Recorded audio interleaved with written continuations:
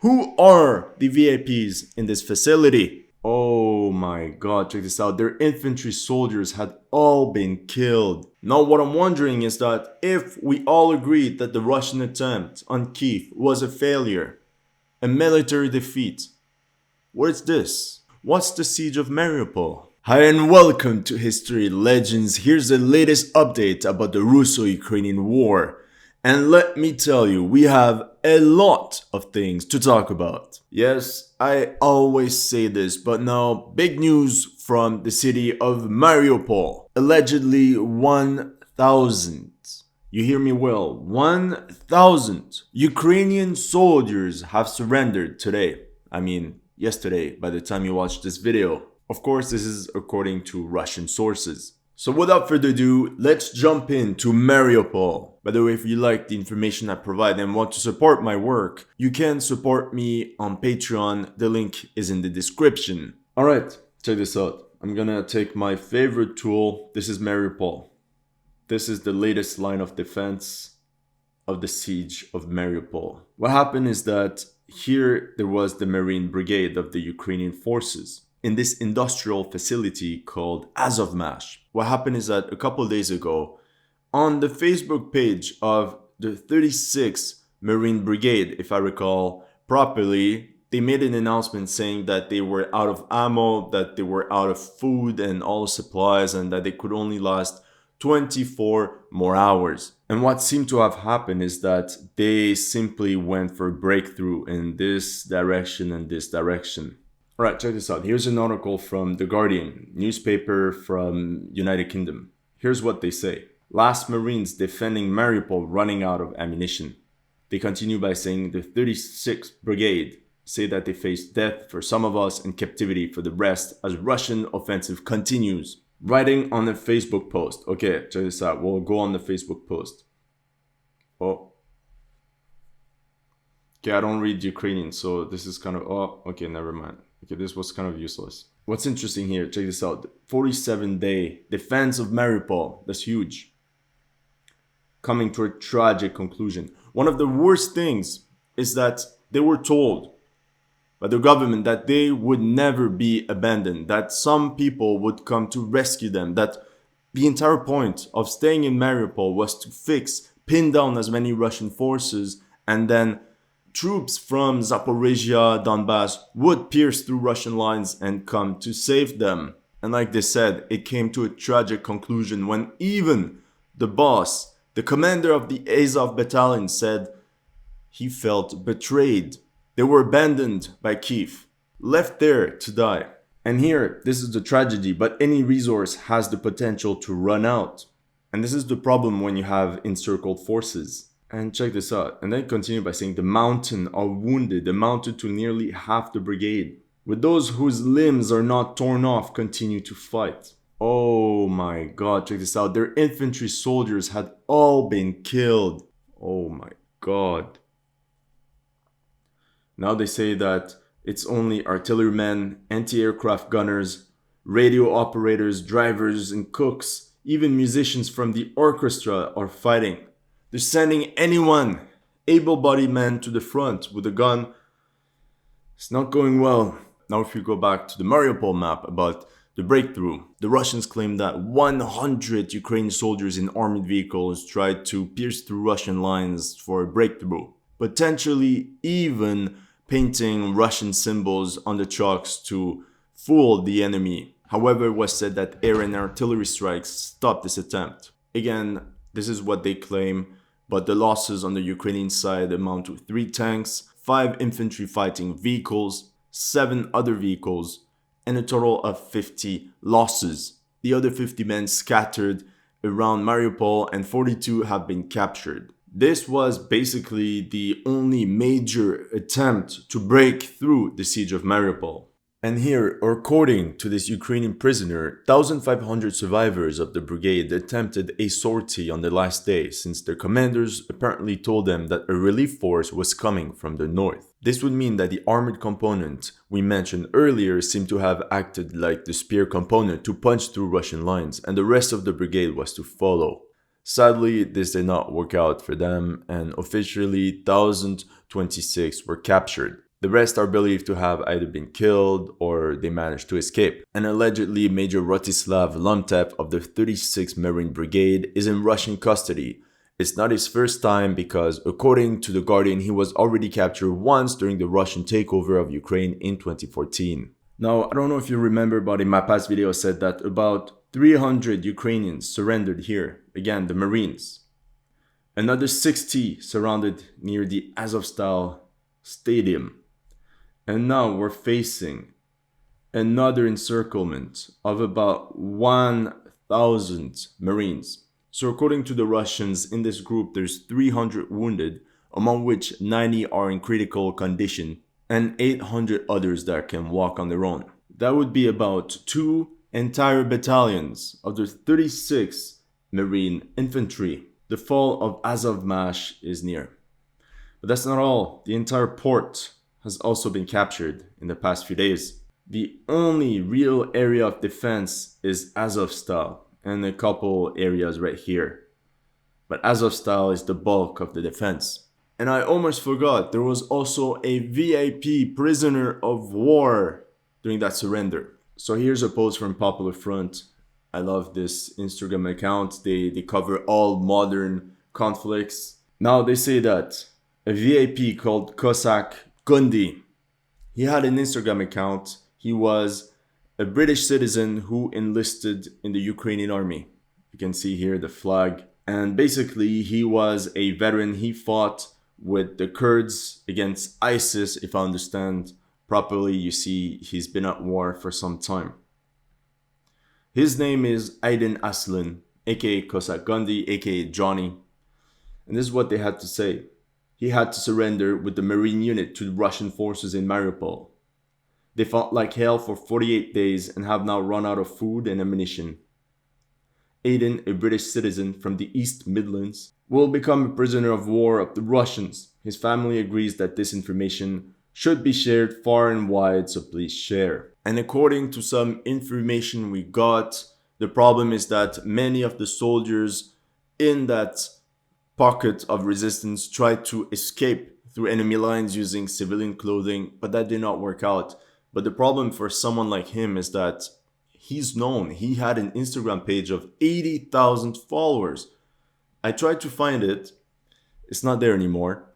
So maybe they deleted it or something. He was well known. The Russians knew who he was. So he couldn't really fool anyone. And I don't think that his Ukrainian was good enough to fool the Russians. Nobody can blame him. He's one of many that decided to lay down their weapons. There was nothing else you can do. What can you possibly do with no ammo, no food? Okay, you could maybe use your rifles, take a bayonet, and charge the enemy, but with modern weaponry, that would just be a massacre. So here we have the latest picture of Cossack Gundi. At least we know that he is alive and he appears to be in healthy condition. Thoughts and prayers to his family. Now what's tragic about the siege of Mariupol? Here we'll put Russian forces all around. It was said that about, does it work? Let me try. 20,000 Ukrainians were defending the area. That's huge! I can't confirm these figures and I'm probably sure for a long time we won't be able, but Donetsk Republic sources claim that it's 20,000, whereas Ukrainians say it was more like 15,000. Whatever the case, it is huge. Many countries in the world only have 20,000 soldiers. And it's not any type of soldiers. We're talking about naval infantry, elite troops, plus the Azov battalion, also elite unit. And there was another mechanized brigade. I don't remember its name. I'm gonna look for it in a second, but they basically disbanded the unit because there was nothing left of it. So after further research, I think it was the 56th Motorized Brigade, but if I'm wrong, let me know in the comment section. And yeah, here on the website, militaryland.net, you can see that battalion of Azov is actually more a regiment. And you had mechanized infantry, 1,500 men. And the thing is that Mariupol was their headquarters. It was their home turf. And what bothered a lot of people is this emblem of theirs. which is the same, just flipped, as the 2nd SS Panzer Division Das Reich. I'm gonna show you again. Azov SS Panzer Division. Anyway, this is not the discussion. What I'm trying to say is that it's not any troops of the Ukrainian armed forces. Now, what I'm wondering is that if we all agreed that the Russian attempt on Kiev was a failure, a military defeat, what's this? What's the siege of Mariupol? Because when we talk about Ukrainian casualties, there's no number. There's never anything that's released officially. But here we know that it is at least 15,000. Are they going to say that this was part of Ukraine's plan? That this was just a diversion to make the Russians lose a lot of time? At the cost of what? Having 15,000 of your best fighters get annihilated. It's also a shame. I don't understand why they got encircled in the first place. Nothing was done to either keep a corridor just to supply them, or I don't know. Was holding Mariupol that important, or having 20,000 soldiers, extra 20,000 on the Donbass front line? What was more important? Here we can see the map from an account called Germany of the West on Twitter. It does good stuff. I mean, some of the positions are not 100% accurate, but nobody's gonna blame him. Like, we're gonna know in a couple of years the actual emplacement. But you can see the Russian units all around and the pockets of resistance. Now this area here, the 36th Naval Infantry, seems to be over. The other thing I'm wondering is, what are the Ukrainians hiding in Mariupol? Because let's be honest, the Ukrainians only have a limited amount of helicopters. They lost about 5 of them in multiple attempts back to back to take personnel from Azovstal. I repeat, helicopters, they don't have that many left. The fact that they send helicopters manned by probably special forces, well-trained men, sacrifice to pick up some people in Azovstal. Who are the VIPs in this facility? And that's not all. In the past few days, there was even the story. I'll try to find it. Hold on. Okay, check this out. I think I found it. Basically, there was a ship under Malta flag, a cargo ship, that basically diverted its course and went straight for Mariupol. I'm not sure if it was the port, probably, or Azovstal. Once again, this is what happened. So it's a Turkish managed cargo ship. Okay, and this must be legit. I didn't know. The global shipping news must be legit. But basically, there was this massive boat, a massive ship, 5,200 DWT. I don't know what this means. If you know, let me know in the comment section. I'm not a naval expert at all. The thing is, exactly, the Malta flag ship, Turkish owned with a Malta flag. He was heading from Tangarog Bay to the Kerch Strait with other vessels. He added the Apache, then abruptly changed course 30 kilometers off Mariupol and attempted to break Russia's sea blockade. So you see, the vessel went in the Sea of Azov from Taganrog like this and was supposed to go to the Kerch Strait, and apparently, from what I understand, somewhere here it changed course to go to Mariupol. I mean, that's a pretty desperate attempt. I have no idea what they were expecting. And this boat is huge, so you can have a lot of men aboard. The vessel is then claimed to have continued to proceed without responding to demands by Russian border guards to make contact. Warding artillery fire from 2 border patrol boats did not deter the ship. The cargo ship eventually changed course and the crew contacted the border guards asking them to cease fire. And I guess the crew is now in Russian captivity. And events like that makes you wonder, what the hell is hiding in Azovstal? And because of this, hold on, like, it's late at night. I'm losing my English. I need a translator. Relentlessness. Okay, because of this relentless, stubborn attempt to rescue someone, people, something from Azovstal, a lot of conspiracy theories came out that you had an American general there, that you had US biolab weapons there, that you have NATO officers, all sorts of stuff. The imagination of people went wild. And the thing is, who can blame them? Again, this is rumors, I'm not sure. But what people are believing is that, just like it is said in the article, the Russians believe that the Kiev regime keeps trying to evacuate the leaders of the nationalist Azov regiment. Basically, they want to airlift or rescue the commanders of the Azov battalion. This can lead us to believe that these men have a huge power in Ukraine, and that they would be very important for the continuation of the war. Without them, it might be more difficult for Ukraine. And honestly, that's all I can tell you. We'll see if we have more news in the coming days. The fall of Mariupol is imminent. I mean, if the Marines, who fought for a month and a half, surrendered. The man in the Azovstal factory still works. Some people say it's the biggest steelworks factory in the world. I don't know how much longer they can last. The problem is that the Russians said they won't take any prisoners of Azov. Allegedly. I mean, maybe they're gonna change their minds. Now, the reason why this is important is you've seen what happens when you cut off a huge force. Supplies are very important. Now you see the result of what happens when you cut off an enemy force, a huge enemy force. And this is why the Donbass cauldron that everybody is talking about is scary. You see all this area right here. There's about 50,000 men. In this little area right here, you already had 20,000 men. What do you think is going to happen if you have 50,000 men surrounded?